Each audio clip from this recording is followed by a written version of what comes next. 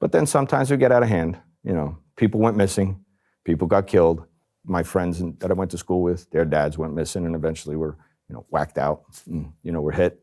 And it was just another day in the life. It was part of our culture, part of our society.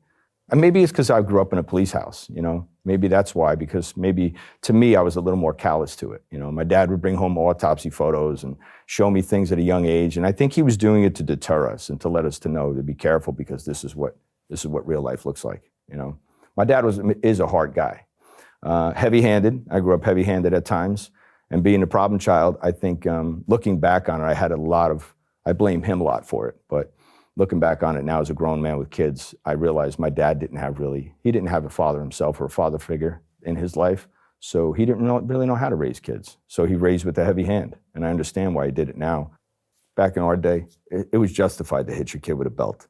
You know what I mean? And I don't want to condone that type of activity, but listen, it was across the board.